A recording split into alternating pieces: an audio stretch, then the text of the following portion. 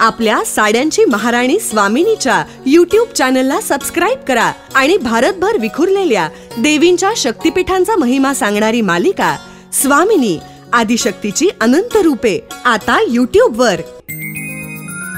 तू सखी, तू प्रिया, तू रूपा, तू मोहिनी.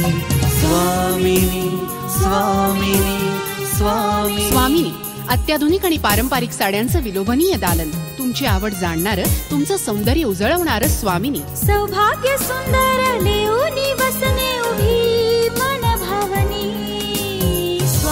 स्वामिनी विझिलँड building, Kumthekar road, Pune. साड्यांची महाराणी स्वामिनी. मानवी जीवनात, समाजात स्वास्थ्य व आनंद नांदावा, नवीन पिढीला हा सांस्कृतिक वारसा समजावा म्हणून ही मालिका सादर करीत आहोत. याद्वारे कुठल्याही अंधश्रद्धेचे अथवा अनिष्ट प्रथेचे आम्ही समर्थन करत नसून कुणाच्याही भावना दुखावण्याचा आमचा हेतू नाही. स्वामिनी साड्यांची महाराणी. आजच स्वामिनी सारीज पुणे या YouTube, फेसबुक आणि Instagram या सोशल मीडिया प्लॅटफॉर्मला भेट द्या, सबस्क्राईब करा आणि स्वामिनीशी कनेक्ट व्हा. तूच स्वामिनी खरोखरी, तूच स्वामिनी खरोखरी. वर्णू किती तुझ परोपरी, वर्णू किती तुझ परोपरी. तू शतरूपा शुभंकरी, तू शतरूपा शुभंकरी.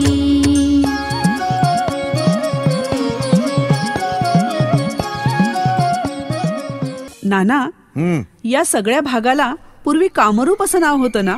होतं ना. कामरूप या नावानंच प्राचीन उल्लेख आहेत त्याचे. हे नाव कुठून आलं? काम म्हणजे कामदेव, म्हणजे मदन. पण त्याचा काय संबंध या भागाशी? इथे राहत होता का तो तेव्हा? कामदेवानं इथं तप केलं आणि रूप मिळवलं म्हणून हा कामरूप प्रदेश. पार्वतीनं शंकराशीच लग्न करावं असा निश्चय केला आणि शंकर तर समाधीस्थ. ती रोज त्याची पूजा करायला यायची. इकडे शिवपार्वतीच्या विवाहाची देवांनाही गरज होती म्हणून त्यांनी कामदेवाला मदतीला घेतलं. एकदा पूजा समाप्त करून पार्वती परत जाणार तोच कामदेवानं शिवावर आपलं पुष्पधनुष्य रोखलं. त्याला वाटलं आपल्या बाणानं घायाळ झालेल्या शंकराच्या मनात पार्वतीविषयी आकर्षण निर्माण होईल आणि देवांचं काम सहज शक्य होईल. हो, पण झालं भलतंच. बाण मारण्यासाठी तयार झालेला कामदेव शिवशंकराच्या नजरेला पडला आणि तो संतापला. असलं काही करणाऱ्या कामदेवाला त्यानं सरळ आपला तिसरा डोळा उघडून जाळून टाकलं. बिचारा कामदेव प्राणालाच मुकला की. हो, आणि बिचारी रती. त्या दोघांची चूक नव्हती खरं, देवांचंच काम करत होते ते. बरोबर आहे. हे जाणवलं तेव्हा देवांनीही शंकराची समजूत घातली, त्याची प्रार्थना केली, त्याची स्तुतीही केली. ती स्तुती ऐकली आणि शंकर प्रसन्न झाला. त्यानं पार्वतीशी पुढे जेव्हा विवाह केला तेव्हा त्या मंगल प्रसंगाच्या वेळी त्यानं कामदेवाला पुन्हा जिवंत केलं. पण त्याचं पूर्वीचं सुंदर रूप मात्र त्याला मिळालं नाही. मग कसला मदन म्हणायचा तो?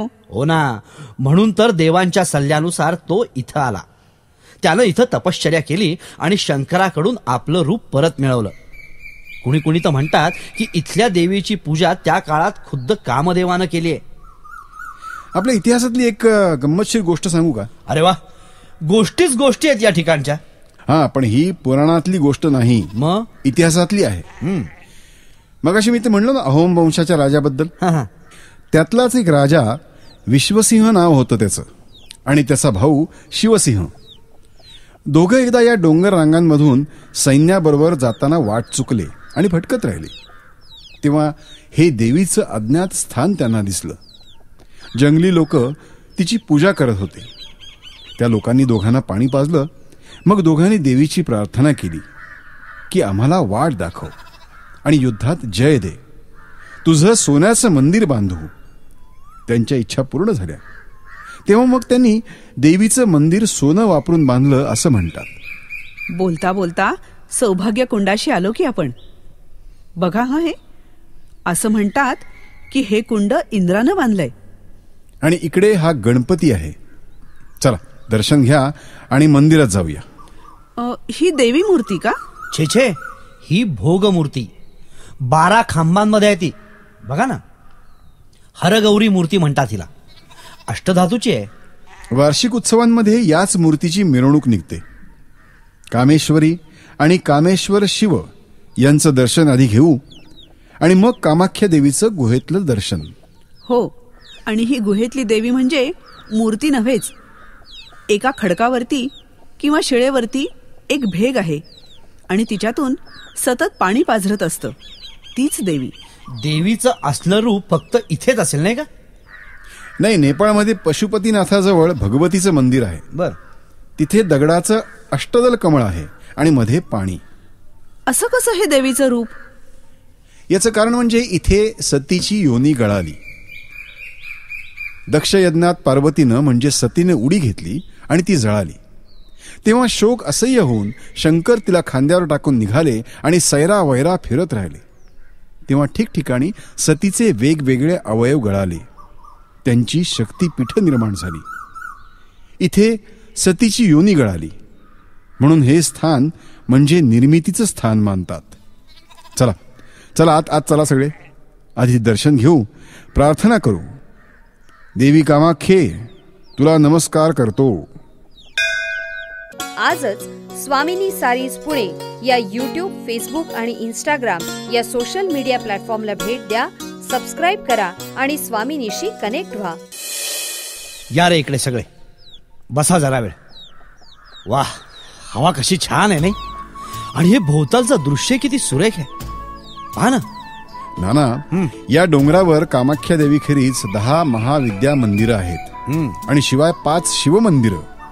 कामाख्याची कुमारी पूजा केल्यानं सर्व देवतांची पूजा करण्याचं फळ मिळतं म्हणे.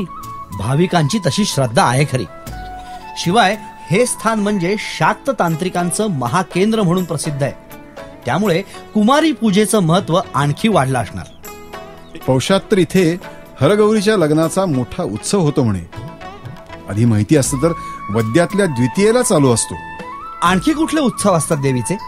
काय सांगितलं त्यांनी? एक फार वेगळा उत्सव होतो या देवीचा, आषाढातला. त्याला अंबुवाची उत्सव म्हणतात.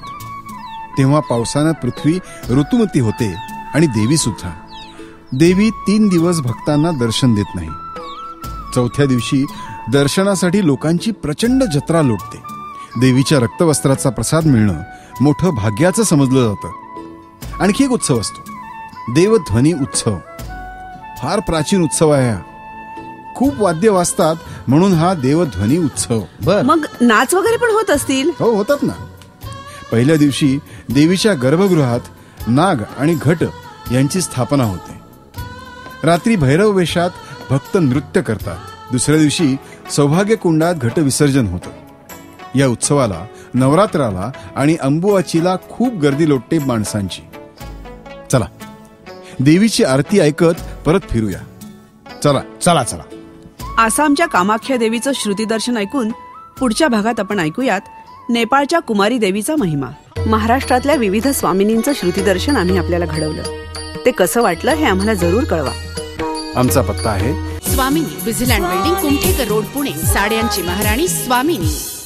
संकल्पना नावेद आणि जावेद शेख. संहिता डॉक्टर अरुणा ढेरे. निवेदन रवींद्र मंकणी, सुनेत्रा मंकणी. पार्श्वसंगीत चैतन्य अडकर. निर्मिती रोहन्स आय. निर्मिती व्यवस्था शेखर काळे. ध्वनी व्हायब्रेनिया द स्टुडिओ. आपल्या साड्यांची महाराणी स्वामिनीच्या यूट्यूब चॅनलला सबस्क्राईब करा आणि भारतभर विखुरलेल्या देवींच्या शक्तिपीठांचा महिमा सांगणारी मालिका स्वामिनी, आदिशक्तीची अनंत रूपे आता यूट्यूब वर. तू सखी, तू प्रिया, तू रूपा, तू मोहिनी.